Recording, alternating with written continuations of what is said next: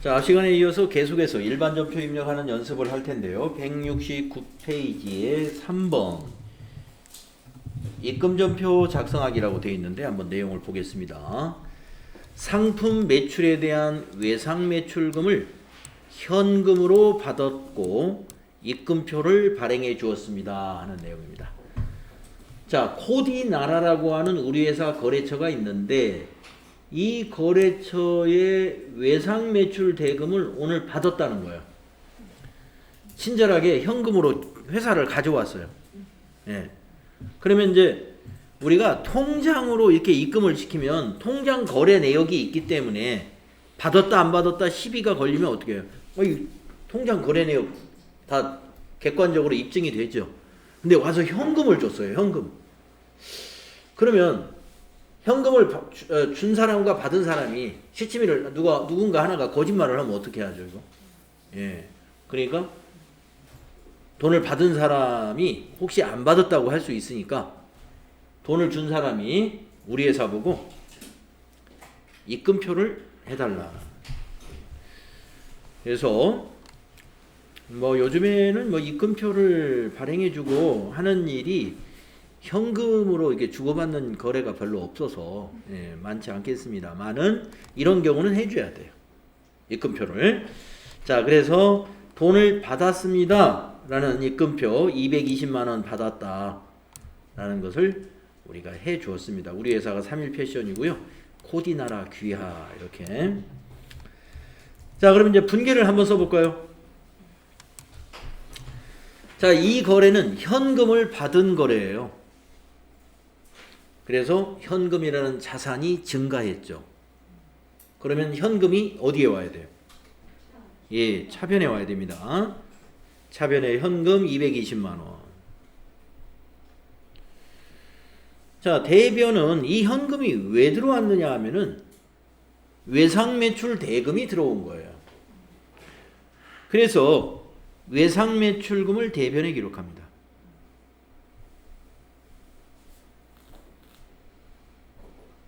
(220만원) 그래서 거래 후 결합 관계를 보면은 차변의 현금이라는 자산이 증가했기 때문에 현금 계정 차변에다가 220만원 기록하게 되고요. 외상 매출금도 자산인데 외상 매출금은 받았으면 감소하죠. 외상 매출금이라는 자산은 오늘 회수했기 때문에 감소했습니다. 그래서 자산의 감소 대변이기 때문에 외상 매출금 대변에 기록하게 되는 것이다. 자산 증가, 자산 감소에 해당되는 거래입니다. 그죠? 자, 그러면 전표 입력을 해보겠습니다. 자, 입금 전표를 쓰면은 되겠는데요. 일반 전표 날짜를 수정하겠습니다. 날짜가 입금표에 보시면은 1월 13일이죠. 작성 일자가. 그래서 13일로 날짜 고쳐주시고 구분해서 이번에는 입금은 여기, 입금은 여기 2번이 입금이에요. 그래서 여기가 2번. 우리가 2번 입력하게 되면은 차변에 현금이 자동이 입력됩니다. 그럼 여기에 들어가는 계정 과목은 이 대변에 가야 되는 금액의 계정 과목을 입력하는 건데 대변은 외상 매출금이죠. 네. 그러면 코드 난에다가 외상하고 엔터를 칩니다. 그러면 계정 과목 3개가 보입니다. 108번은 외상 매입금, 251번은 외상 매입금, 965번은 장기 외상 매출금. 우리는 108번 외상 매출금이죠. 자, 외상 매출금은 채권이라는 매출 채권이죠. 매출 채권. 채권 관련 계정 과목은 거래처를 꼭 코드로 넣어야 된다 그랬습니다. 그래서 거기 입금표를 보게 되면은 거래처가 여기 코디나라가 거래처란 말이에요. 그러니까 어떻게 찾느냐 하면은 여기 코드란에다가 코디 하고 엔터 치면은 네, 1001번 주식회사 코디나라. 코드로 반드시 입력해야 된다 하는 말이에요. 코드로.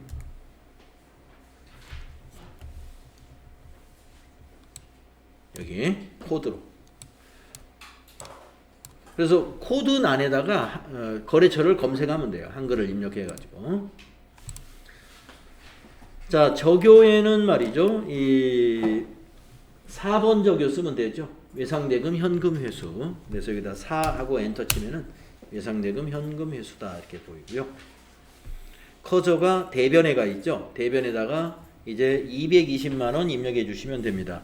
220만 원을 입력할 때는 2200 그 다음에 플러스 한번 그리고 엔터 치시면 이와 같이 입력이 되고요.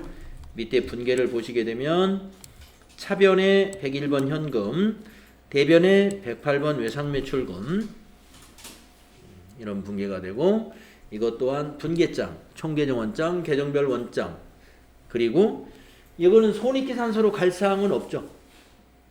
현금, 자산, 외상매출금, 자산 두 개가 다 자산이기 때문에 재무상태표로만 가는 거죠.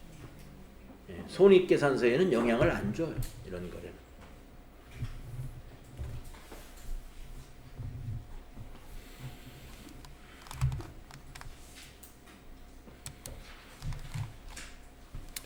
다음에 네 번째 대체전표 작성하기. 다음 페이지로 넘어가 보세요. 자, 신용카드 매출전표인데요. 여기에도 부가가치세가 있어요. 자, 여러분이 어떤 그 영수증에 부가가치세가 있으면 꼭 생각해야 돼요. 요거 메인 매출전표에 입력해야 되느냐, 일반 전표에 입력해야 되느냐, 이 판단을 꼭 해야 된다 이거죠. 자, 여기 이 거래가 무슨 거래인지 설명이 나옵니다. 매출거래처 직원하고 식사하고 대금을 시티카드, 법인카드로 결제했다. 자, 요 매입세 공제 가능한가요? 공제가 불가능한가요? 네, 불가능합니다. 접대비 관련 매입세이게요. 접대비 관련 매입세. 만약에 이게 이제 아까 그 회계과 직원들 야근식 때였다면 이거는 메인 매출 전표에 입력해야 돼요. 예. 일반 전표에 입력하면 안 돼요. 회사가 손해예요. 이거 일반 전표로 입력하면. 얼마 손해? 8,000원. 8,000원 손해 보는 거예요. 메인 매출 전표에 입력해가지고 다음 부가가치세 신고 때 납부해야 될 세액에서 8,000원을 빼고 납부해야 되는데, 이걸 일반 전표에 입력하게 되면은 부가가치세 신고 때 반영을 못하니까 회사가 그냥 8,000원 손해보는 거죠. 그러니까 그걸 잘 판단해서 이거 받을 거는 메인 매출 전표에 넣어서 매입세 공제 받아야 되고, 근데 받지 못할 것을 이걸 갖다가 메인 매출 전표에 넣었어요. 근데 나중에 세무서에서 확인해 보니까 이게 매출 거래처 직원과 식사한 접대비로 밝혀졌어요. 예.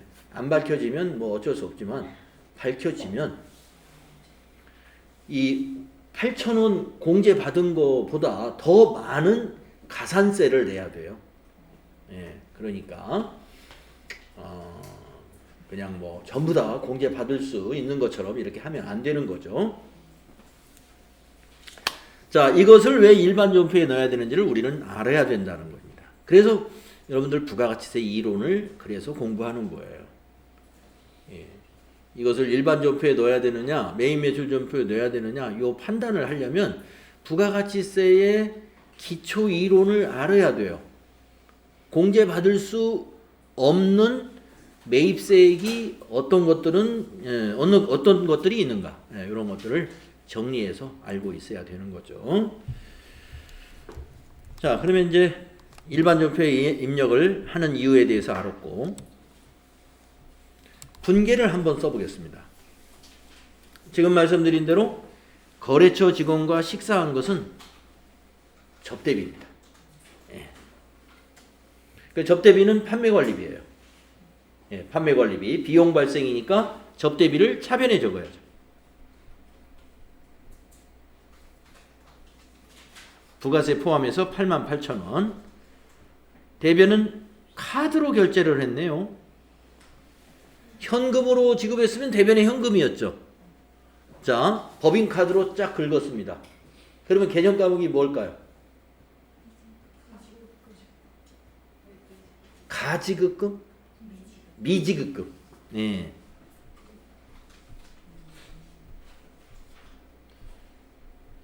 이때 미지급금의 거래처는 요 참만나 갈비집에 미지급한 것이 아니라, 그렇죠, 시티카드사에 미지급한 걸로 거래처 원장이 만들어져야 돼요.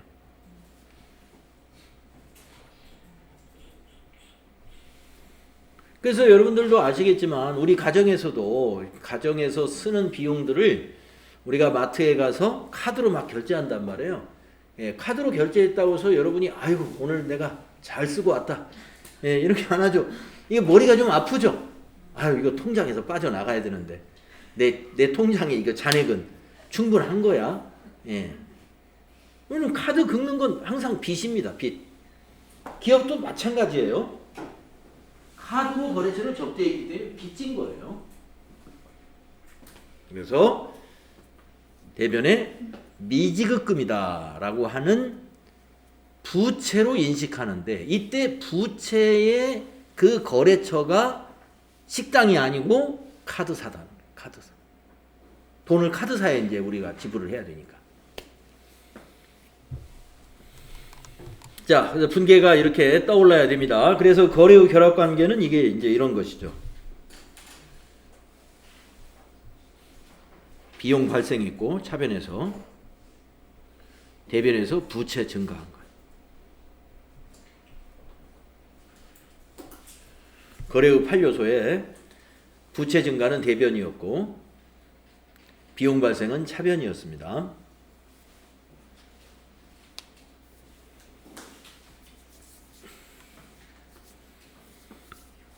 자, 이제 전표 입력을 한번 해볼까요? 날짜가 여기 나와 있습니다. 거래 일시 1월 14일 거래 일시. 날짜를 볼 줄 알아야 돼요. 1월 14일로 바꾸시고 3번이 차변입니다. 차변에 접대로 검색을 합니다. 그러면 접대비가 이렇게 513, 613, 713, 813, 843까지 있는데 813을 써야 돼요. 813번. 거래처는 비용은 코드까지 관리할 필요가 없어요. 비용 거래처는. 그래서 여기다 코드는 입력할 필요 없이 여기다가 참만나 갈비 이렇게 참고로 써주고, 원래는 이제 갈비집도 갈비집이지만은 이 참만나 갈비에서 여기서는 지금 매출 거래처라고 했는데 매출 거래처에 땡땡 거래처, 이제 거래처 이름을 써주는 게 좋죠. 그래서 참만나 갈비에서 땡땡 거래처 직원하고 같이 식사한 거다, 이런 식으로. 그건 이제 저교에다 써주면 더 좋습니다. 근데 저교가 만들어진 걸 한번 이용한다면 1번 저교 쓰면 돼요. 거래처 접대비 신용카드. 그리고 금액은 이제 88 플러스. 엔터 치시고, 엔터 치면 줄이 바뀝니다. 그러면서 현재 빨강색으로 지금까지 입금이나 출금 전표는 한 줄로 분계가 끝나버렸기 때문에 밑에 빨강색으로 이렇게 차이가 나는 일이 없었습니다만은 차변, 대변 이렇게 대체 전표를 입력할 때는 어느 한쪽만 입력해 놓고 날 때 어느 한쪽만 입력하고 마무리가 안 되었을 때는 밑에 빨간 글씨로 이렇게 차액이라고 표시가 돼요. 이 차액이 있으면 전표 입력이 마무리가 안 된 거예요. 자, 대변을 입력할 차례입니다. 밑에 보시면 메시지에 대변은 4번이죠. 4. 미지급금이죠. 검색을 합니다. 코드에서 미지하고 엔터 치면은 미지급금 253번 알 수 있죠? 엔터. 자, 미지급금의 거래처는 꼭 코드로 넣어야 돼요. 그래서 코드 안에서 CT를 검색합니다. 그러면 99601 CT카드. 저교에 보면은 위에 거 그냥 복사하고 지나가면 되겠네요. 엔터.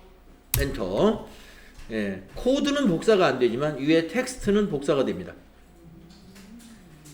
엔터로 지나갈 때하고, 자 한번 보여드릴게요. 자 지울 때는 스페이스바. 여기서 엔터로 안 지나가고 방향키로 이렇게 지나가면 그냥 지나가요. 위에 텍스트를 복사하지 않아요. 그런데 지나갈 때 엔터로 지나가잖아요. 윗셀에 있는 텍스트를 그대로 복사하면서 지나갑니다. 예. 그래서 위에 있는 텍스트를 복사하고 지나가고 싶을 때는 엔터로 지나가시고, 위에 있는 텍스트를 피해서 그냥 깨끗하게 지나갈 때는 방향키로 그냥 요 화살표로 지나가세요. 금액은 88,000원. 88 플러스 여기다 입력하셔야죠.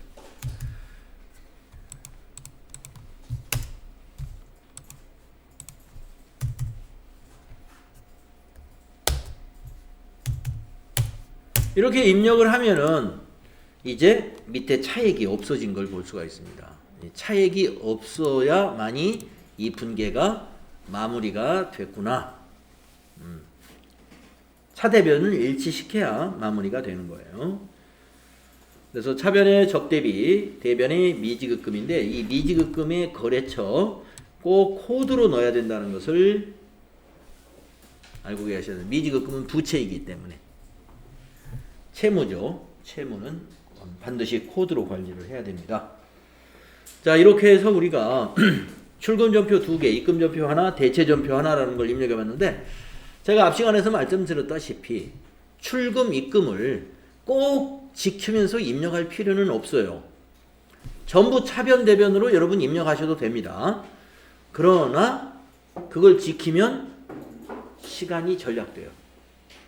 그러니까 시험 볼 때 시간을 절약해야 되니까 가능한 출금, 입금을 최대한 활용하면 나쁠 게 없죠. 속도를 낼 수 있기 때문에. 그래서 우리가 잘 판단하셔가지고 출금과 입금을 잘 활용하시면 여러분에게 도움이 됩니다. 자, 수행 결과라는 거 여러분 책에 나와 있죠. 항상 우리 교재는요, 어떤 수행 문제가 있으면 그 다음에 수행 결과, 답이 쭉 보여집니다.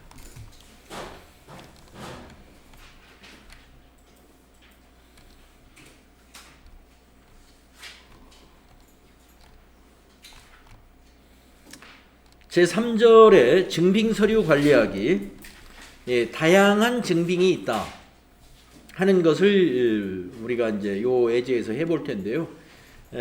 증빙서류라 하는 것은 지금 우리가 입력할 때 영수증을 보고 입력했지 않습니까? 뭐 신용카드 매출전표라든가 이런 걸 보고 입력했죠? 그게 다 증빙입니다. 증빙이라는 것은 여기서 설명하는데, 이것이 업무와 관련된 비용이다 하는 것을 입증하기 위한 서류예요. 자, 우리가 이제 회사에서 법인은 법인세라는 세금을 내야 되잖아요. 법인세라는 세금을 내야 돼요.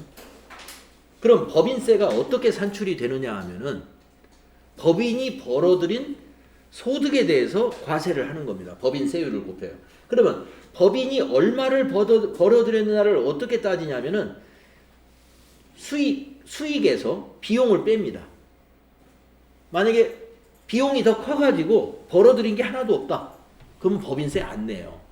단기 순손실이 나면 법인은 세금 낼 게 없어요. 하여튼 이익이 나야 세금을 냅니다. 손실을 보는 회사는 법인세를 내지 않아요. 그러면 회사가 만약에, 그래서는 안 되겠지만 법인세를 의도적으로 적게 내거나 아니면 안 내려고 하는 의도를 가지고 비용을 부풀린다고 한번 생각을 해볼까요? 비용을 부풀려요. 그러면 비용을 부풀리려면 비용 전표를 많이 입력하면 부풀리겠죠. 아니면 50만 원짜리를 500만 원이라고 막 금액을 뻥튀기 하면 부풀려지겠죠. 예, 그게 다 뭐냐면 그렇게 입력하려면은 증빙을 다 갖춰야 돼요. 증빙을. 자, 내용을 보겠습니다. 기업은 경영활동 중에 벌어진 수익에서 지출한 비용을 차감해서 나오는 그 이익에다가 세법에서 적용하는 세금을 납부하게 됩니다. 이때 인정되는 비용은 업무와 관련된 것만 인정이 되므로 이러한 업무 관련 비용을 입증하기 위해서는 지출 증빙을 주고받도록 하고 있어요. 따라서 기업의 경영활동에서 발생하고 있는 거래는 여러 가지의 증빙에 의해서 우리가 거래 자료를 입력하게 되는 것입니다. 아까 봤던 영수증, 신용카드 매출전표, 현금 영수증 이렇게 세 가지만 있는 입금표 이런 것만 있는 것이 아니라 다양한 것들이 있다. 예를 들어서 종업원에게 급여를 지불했어요. 그러면 종업원들한테 전부 다 영수증 주고받을 수는 없죠. 네. 그러니까 급여 대장 이런 것을 가지고 또 회사에서 계좌이체를 시켜놓는단 말이에요. 계좌이체. 그러면 그 통장 거래 내역 이런 것이 증빙이 될 수도 있습니다. 네. 그 다음에 회사 직원이 12월 달에 결혼을 하는 회사 직원이 있어요. 그러면 회사에서 복리후생비 그 경조사비를 지급하는 규정에 의해서 본인 본인 결혼하는데 만약에 회사는 축의금을 100만 원을 지급하도록 회사가 규정이 돼 있다. 그럼 100만 원을 줄 수 있죠. 그러면 우리 회사의 아무개 직원이 결혼했다는 것을 증빙을 남겨야 돼요. 그러면 그 직원한테 그 청첩장 같은 거 좀 어떻게 청첩장. 요새는 청첩장을 인쇄를 또 안 할 수도 있어요. 예. 어떤 방법으로든지 그 증빙이 있어야 됩니다. 예. 그래서 그런 것들을 우리가 증빙이라고 하는데 증빙 중에서요. 증빙의 종류 한번 알아봅시다. 지금 얘기한 것들 신용카드 매출전표, 현금 영수증, 세금계산서, 계산서, 영수증 등이 있어요. 등이. 이거 말고도 더 있습니다. 네, 더 있어요. 자, 그러면은 여기 수행 내용을 보죠. 이렇게 아까 그 결혼식 이야기 했는데 결혼식이 아니고 뭐 돌잔치를 했다라고 했는데 돌잔치에 초대를 받았어요. 거래처의 영업부장 자녀가 돌잔치가 있다고 하니까 회사는 또 가만히 있을 수가 없어요. 그래서 돌잔치에 직원을 한 명 보내고 거기다가 10만 원 축하금을 가서 축하금 10만 원 우리가 지출하기로 했습니다. 그러면 어떻게 분계를 해야 되느냐? 이걸 증빙으로 회사가 가지고 있어야 돼. 증빙으로 가지고 있고 분계는 이렇게 됩니다. 자, 비용인데요. 무슨 비용 처리하면 될까요? 접대비 처리하면 됩니다. 접대비 10만 원. 대변은 현금이죠. 현금 10만 원. 거래 후 결합 관계는 비용 발생이요. 차변은 대변은 자산 감소인 거래입니다.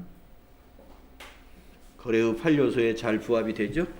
비용 발생, 차변, 자산 감소, 대변 맞았어요. 그러면 전표를 입력하겠습니다. 자, 청첩장에 날짜가 없으니까 여기 있는 날짜 2월 11일로 입력을 해볼까요? 자, 위에 날짜를 2월로 바꾸시고 11일로 바꾸겠습니다.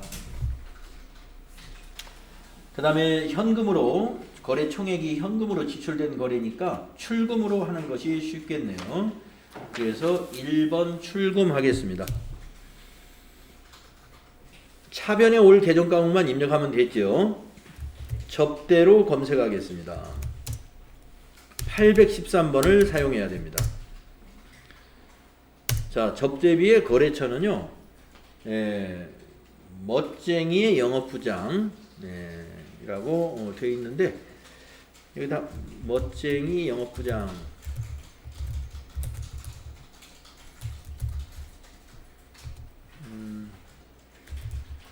돌잔치 이런 내용은 저교에다 쓰는 게 좋은데 네, 일단 거래처에다 그냥 써도 상관이 없고요. 자, 적요의 코드를 이용해 보겠습니다. 거래처 경조사비라는 거 있네요. 10번. 네, 10번. 거래처 경조사비. 금액은 10만원. 이렇게 입력을 해주시면 되겠습니다. 밑에 분계 보시죠. 차별의 접대비 10만원, 대변의 현금 10만원. 분계 내용도 확인하시는 게 좋아요. 다음에 두 번째 거 우편 등기 영수증 보겠습니다. 자, 우편 등기 영수증 4,000원짜리인데 거래처에 상품 매출 관련 서류를 발송하고 등기 우편 요금을 현금으로 지급했다 이렇게 되어 있네요. 자, 현금으로 지급했으니까 출금전표로 쓰면 되겠고요. 분계를 한번 여기다 써보겠습니다. 여러분 그 우체국에 가서 서류를 발송하는 이런 등기 같은 거는요, 비용을 뭘로 처리하면 좋을까요? 통신비. 예. 그래서 차변에 통신비 하시면 돼요.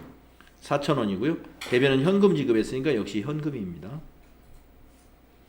거래 후 결합관계는 아까하고 똑같아요. 통신비는 비용 발생.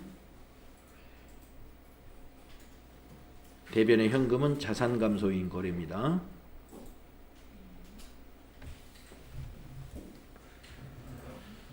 손익계산서와 재무상태표에 다 반영이 되겠죠. 비용은 손익계산서로, 자산 감소는 재무상태표로 가겠죠.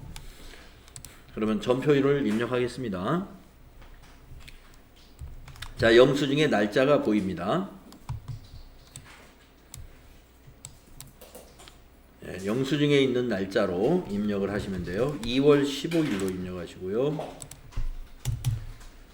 출금 구분은 1번 출금으로 하시고 통신비 한번 입력해요. 814번 써야 됩니다. 통신비 814번. 거래처는 우체국 이렇게 써주시면. 적요에는 2번 적요 코드 2번 우편료 지급 이거 좋겠네요. 금액은 4,000원. 네, 엔터 하시면 되겠습니다. 네. 다음 문제 세 번째 거. 자, 중요한 문제가 나왔네. 취득세.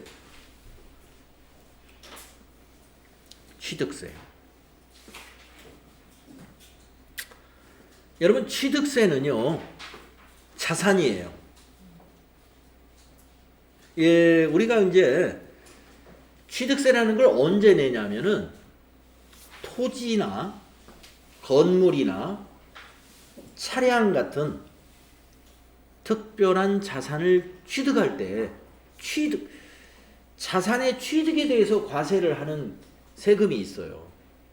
우리가 이런 옷을 산다든가 컴퓨터를 산다든가 이런 거는 취득세 부과하지 않죠. 소비세를 부과해요. 부가가치세. 여러분 옷을 산다든가 컴퓨터를 살 때는 우리 소비자가 부가가치세, 소비세를 부담합니다. 그런데 건물 같은 걸 사잖아요. 아니면 토지 같은 걸 사잖아요.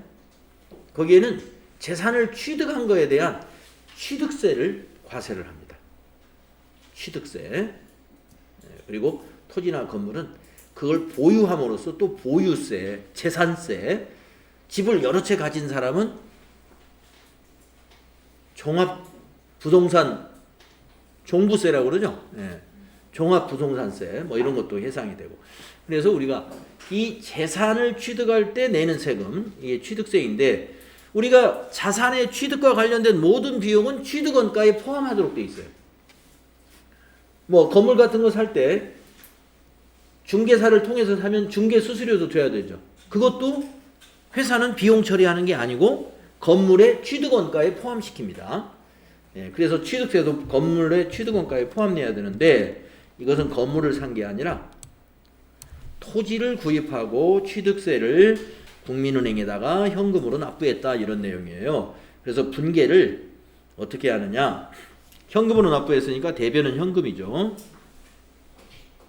금액은 요 245만 원이죠. 차변에 오는 게 토지다. 토지. 토지 245만 원이 됩니다. 거래 후 결합 관계는 자산 증가.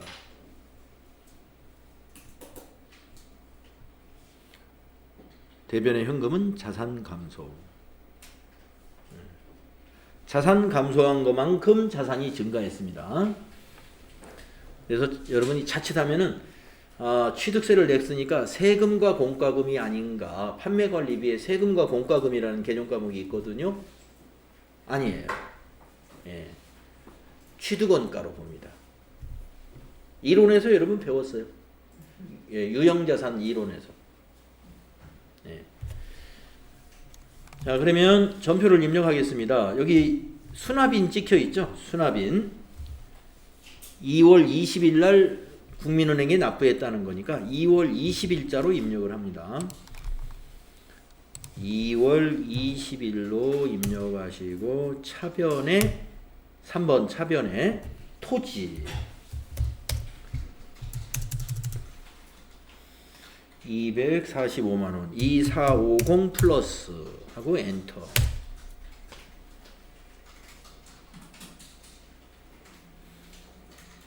그 다음에 4번 대변이죠. 4가 대변이에요. 대변에 이거 현금으로 납부했구나. 출금으로 해도 되는 건데 예, 그냥 이왕에 대변까지 넣었으니까 101번 현금 245만 원. 그런데 이렇게 적요 이런 걸 아무것도 안 써놓으면 이게 나중에 전표 조회할 때 요 토지 245만 원이 뭐였지? 이런 의문이 발생할 수가 있어요. 입력한 나는 기억을 할지 모르지만 이 전표를 다른 사람이 봤을 때는 그러니까 적요 같은 것을 충실히 넣어주는 게 좋아요. 그래서 여기 토지의 적요에다가 적요에 밑에 고를 거 없죠? 여기다가 취득세, 예, 토지 취득세 해도 되고 그냥 취득세 납부 이렇게 해줘야 되겠죠. 그래서 밑에 현금도 아까 여기서 입력했으면 엔터로 지나가면은 취득세 납부가 이렇게 복사가 돼요. 뭐 토지 취득세 납부하면 더 좋겠죠. 그래서 적요를 입력하는 그 셀의 크기가 그렇게 크지 않기 때문에 저만큼의 여유 공간을 이용해서 최대한 상세히 적을 수 있으면 좋습니다. 이 열의 너비는 엑셀처럼 이렇게 넓이를 조절할 수는 있어요. 여기 엑셀에서 그 열 머리글과 머리글 사이에 마우스 포인트를 대면 마우스 포인터를 여기다 대는 거예요. 그러면 이렇게 열의 너비를 조절할 수 있는 걸로 보이죠? 이걸로 조절은 할 수 있어요. 근데 그걸 길게 쓰려고 일부러 길게 조절하거나 할 필요까지는 없고요. 예. 그냥 입력하면 입력은 다 됩니다. 너무 길게 입력할 필요까지는 없다. 국민은행은 안 넣어줘요, 현금에? 네. 올해 저희 국민은행은 안 넣어줘요. 뭐 국민은행은 여기서 뭐 별 의미가 없습니다. 네. 네.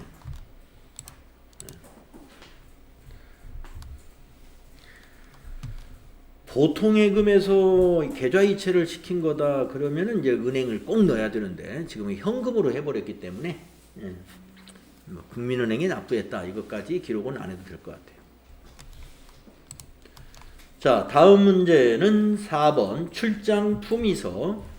출장 품위서를 가지고 돈을 지급할 때가 있어요. 예, 출장 품위서라는 게 뭐냐면 이제 우리가 회사에서 이런 품위서 하면은 우리가 기한을 한다고 그러는데 기한 또는 품위한다라고 하는데 이 기한 품위가 뭐냐면 어떤 계획을 세울 때 이렇게 하겠습니다 하고 결제 시스템에 의해서 윗사람에게 승인을 받는 것을 우리가 기한 품위라고 그래요. 만약에 12월 달에 이제 뭐 요즘은 그런 행사를 못 하겠지만 내년 같으면 12월에 송년회, 종무식 뭐 이런 거 큰 회사들은 행사를 하죠. 그러면 회사가 행사를 하려면 사장님이 혼자 다 계획 세워가지고 사장님이 딱 밑에다 지시 내리는 게 아니죠. 총무과라든가 그걸 주관하는 부서에서 사장님한테 이렇게 하겠습니다 하고 계획안을 세우죠. 그 계획안을 세워서 작성한 문서, 그걸 기한서, 품위서라고 그래요. 그러면 이 품위서는 뭐냐? 출장 품위서라는 거예요. 출장을 가겠습니다 라는 품위서예요. 그래서 지금 오상식 영업부장이 이렇게 이 기간 동안 매출거래처 관리를 위해서 출장을 가겠습니다. 그러면서 여비 계산액을 회사 규정에 의해서 계산하니까 교통비, 식대 등 해서 50만 원을 지급해야 된다. 그래서 출장 품위서에 의해서 직원에게 이러한 것을 우리는 업무 가지급금이라고 그래요.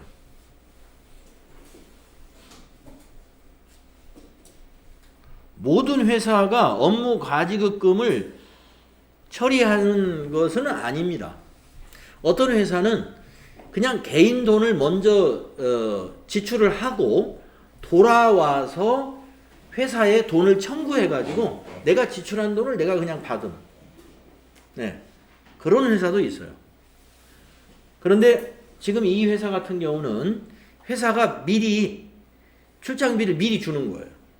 미리 주고 가서 쓰고 돌아와서 남은 돈 다시 회사에 입금시키고 모자란 거 있었으면 모자란 것만 더 받고 이런 것을 우리가 업무 가지급금 제도라고 그래요.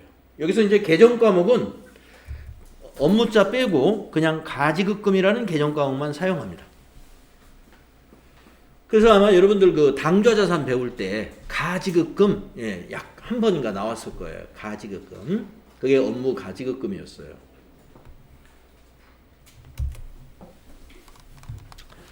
자, 그러면 출장 품위서를 증빙으로 해서 우리는 회계 처리할 수 있습니다. 영업부 오상식의 출장 여비 계산액을 현금으로 지급했다. 그러면 분계를 어떻게 하느냐? 차변의 가지급금,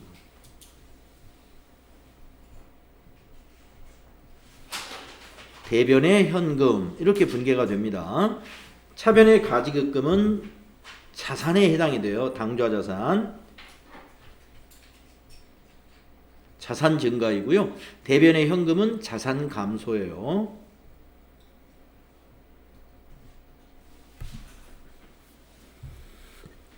가지급금 시험에 가끔 나오니까 이게 쉽지는 않아요. 가지급금에 대해서 여러분이 바로 그냥 이해가 아주 쉽게 되진 않을 텐데 업무 가지급금이라고 생각을 해주세요.